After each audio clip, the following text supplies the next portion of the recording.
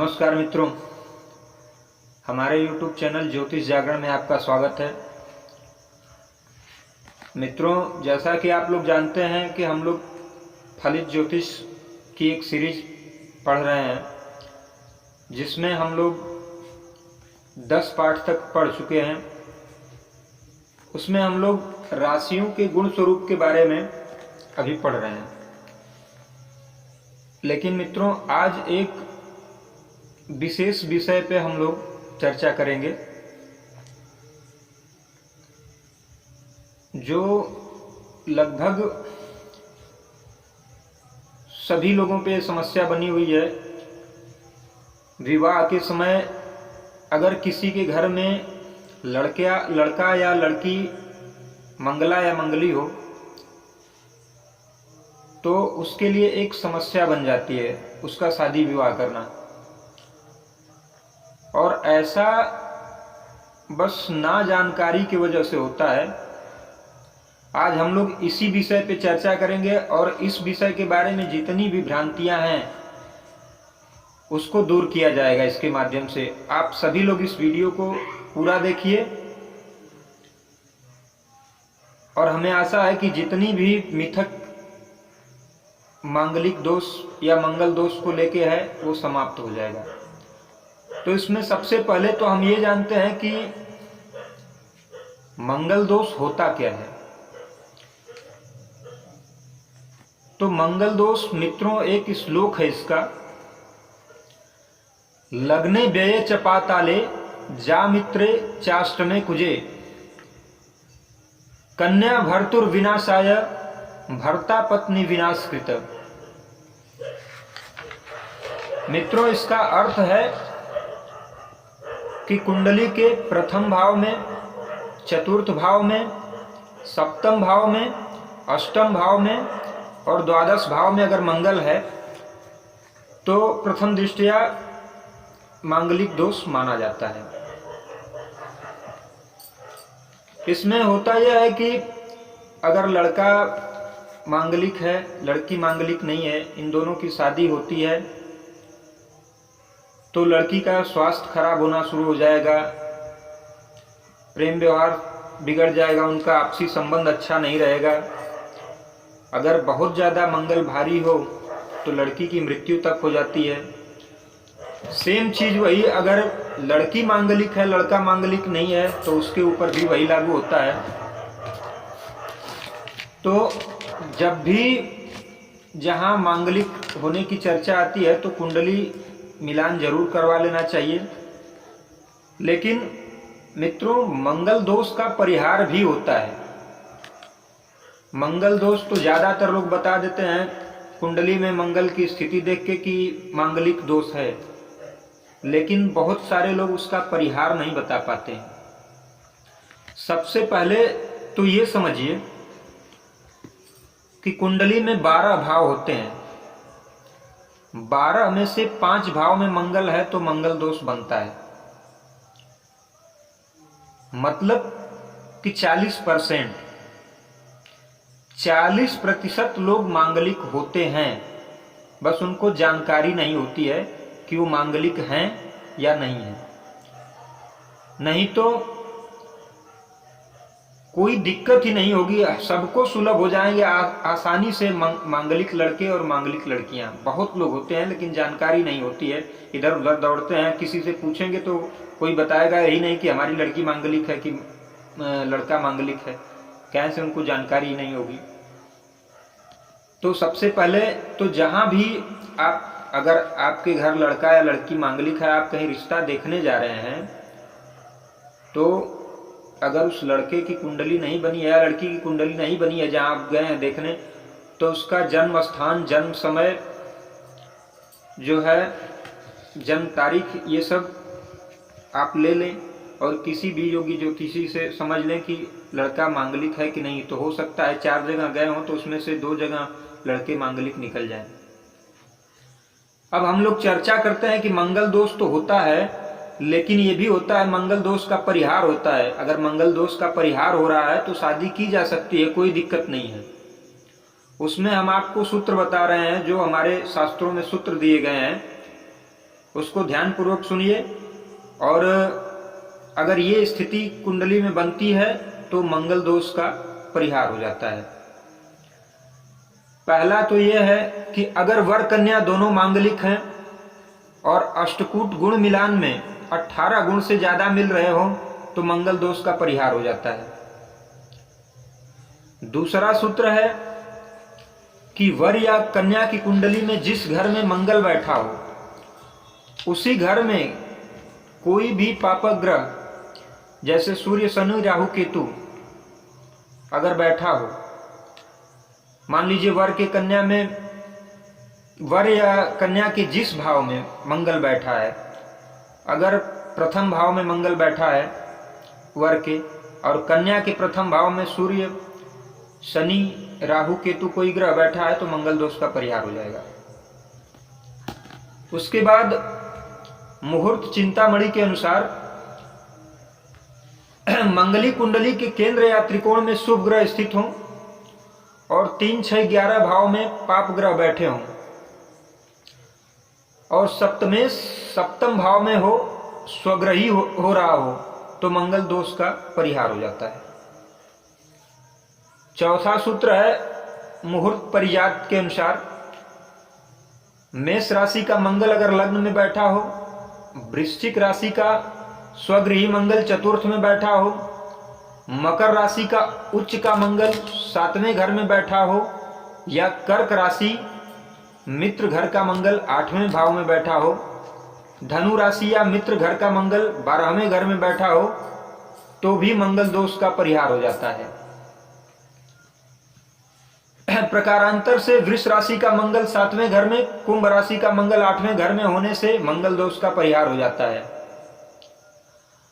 पांचवा सूत्र जो है वो मुहूर्त दीपक के अनुसार कुंडली के द्वितीय भाव में चंद्र के साथ यदि शुक्र बैठा हो और मंगल गुरु के द्वारा दृष्ट हो,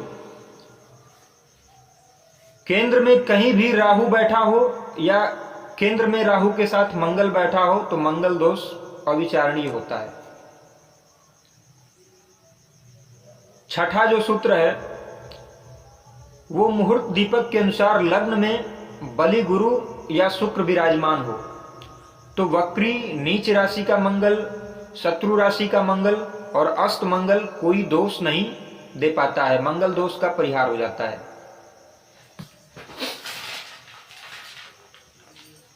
मित्रों, हमको ये जो भी सूत्र बता रहे हैं ये अगर जो पंडित जी लोग भी हैं जो अगर बताएंगे ये और आप लोग भी जानेंगे तो ये बहुत काम का है, इसको ध्यान से सुनिए। 7वां परिहार जो है उसका, यदि मंगल के साथ चंद्र, गुरु, शनि में से कोई भी ग्रह बैठा हो या शनि की पूर्ण दृष्टि मंगल पर पड़ रही हो तो मंगल दोष नहीं लगता है। 8वां परिहार जो है, यदि केंद्र या त्रिकोण में गुरु बैठा हो, केंद्र में चंद्रमा बैठा हो, 6ठे या 11वें भाव में राहु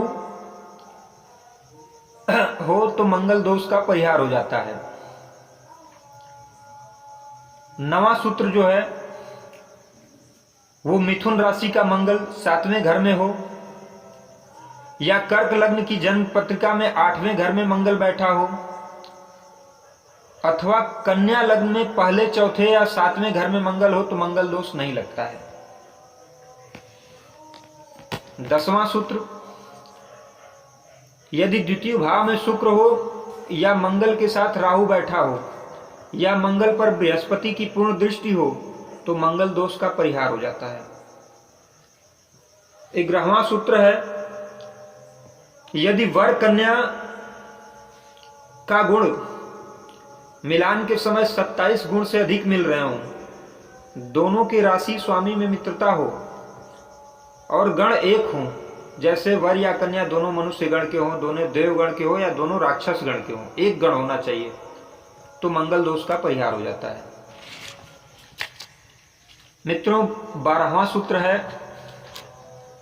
सप्तम भाव में मकर या कर्क राशि का मंगल दोषपूर्ण नहीं होता है और अष्टम भाव में धनु राशि और मीन राशि का मंगल दोषपूर्ण नहीं होता है। 12वें भाव में वृष या तुला राशि का मंगल और कुंभ और सिंह राशि का मंगल दोषपूर्ण नहीं होता है। 13वां सूत्र है, मंगल के साथ बुध बैठा हो या मंगल पर बुध की पूर्ण दृष्टि हो तो मंगल दोष का परिहार हो जाता है। 14वां सूत्र है मित्रों, यदि कन्या की कुंडली मंगली हो और सूर्य उस कुंडली में 3, 6, 10, 11वें भाव में बैठा हो, गुरु या शुक्र उच्च के हों और चंद्रमा 2, 5, 9, 11 भाव में बैठा हो तो मंगल दोष नहीं लगता है। 15वां सूत्र है, उच्च का मंगल हो, मकर राशि में मंगल उच्च का माना जाता है, उच्च का मंगल हो या स्वगृही मंगल हो, किसी भाव में भी हो तो वो मंगल दोष पूर्ण नहीं माना जाता। 16वां सूत्र है, अगर चलित भाव कुंडली में, मित्रों एक लग्न कुंडली होती है, एक चलित भाव कुंडली होती है। चलित भाव कुंडली में मंगल किसी संधि में अगर पड़ता है, भाव मध्य में न पड़ के भाव संधि में पड़ता है तो मंगल दोष नहीं माना जाता है। 17वां सूत्र है मित्रों, कुंडली में मंगल अश्विनी, मघा या मूल नक्षत्र में हो, जब जातक का जन्म हुआ हो उस समय, जन्म के समय मंगल की स्थिति 1, 9 या 19वीं नक्षत्र में हो तो मंगल दोष नहीं लगता है। मित्रों ज्योतिष शास्त्र एक शोध का विषय, इसमें निरंतर नए नए शोध होते रहते हैं। आधुनिक शोध के अनुसार सप्तमेश यदि छठे भाव में हो या मंगल छठे भाव में हो तो वह मांगलिक जैसा ही दोष होता है, उसका प्रभाव मांगलिक जैसा ही होता है। मंगल के साथ यदि शुक्र कुंडली के किसी भी भाव में बैठा हुआ हो तो अधिकतर जान पहचान के कन्या के साथ विवाह होता है या प्रेम विवाह का योग बनता है। और यदि सप्तम, नवम या पंचम भाव में यह योग हो तो शीघ्र ही कन्या का देहांत हो जाता है। इसलिए ऐसे लोगों की कुंडली मिलान करके ही विवाह करना चाहिए। शुक्र यदि मेष, वृषभ या मिथुन, कुंभ राशि का हो तो दाम्पत्य जीवन बहुत ही सुखमय होता है। आशा करता हूं मित्रों कि आपको पाठ पसंद आया होगा। ये काफी महत्वपूर्ण जानकारी है। जिन लोगों के घर में मांगलिक लड़के या लड़कियां हैं वो इन सब चीजों को जरूर देखें, किसी योग्य ज्योतिषी से दिखाएं और परेशान ना हो। बहुत से लोग मांगलिक होते हैं, उनको पता नहीं होता है। वो जहां भी शादी देखने के लिए जाएं, अगर उनको नहीं भी मालूम है कि वो मांगलिक हैं कि नहीं है, उनकी कुंडली नहीं बनी है, तो उनका जन्म स्थान, जन्म समय, जन्म दिनांक ये सब अवश्य मालूम कर लें और उसको किसी भी ज्योतिषी से दिखाएं। जहां तक हमें मालूम है, अगर वो 4 जगह जा रहे हैं तो उसमें से उनको 1 जगह या 2 जगह जरूर मांगलिक लड़के या लड़कियां मिल जाएंगी और उनकी परेशानी कम होगी, योग्य वर मिलेंगे। सबसे बड़ी समस्या ये होती है कि मंगल दोष का प्रभाव जिस पे होता है उसके शादी विवाह में बहुत अड़चने आती हैं। उसकी शादी भी काफी विलंब से लगभग होती है, शादी से पूर्व भी परेशानियां होती हैं। मंगल दोष के प्रभाव को और भी बहुत सारे नियम कानून हैं, उसके कम किया जा सकता है विधि विधान के द्वारा, तो वो आगे के पाठ में बताया जाएगा। आशा करता हूं मित्रों आप लोगों को यह पाठ अच्छा लगा होगा, जानकारी उपयोगी लगी होगी। और मित्रों अगर चाहते हैं कि ये पाठ और लोगों तक भी पहुंचे तो आप इसको शेयर करिए। हमारे चैनल को अगर आप सब्सक्राइब करते हैं तो और भी उपयोगी जानकारी आपको इस चैनल के माध्यम से दी जाएगी। हर हर महादेव मित्रों, आप लोगों का धन्यवाद।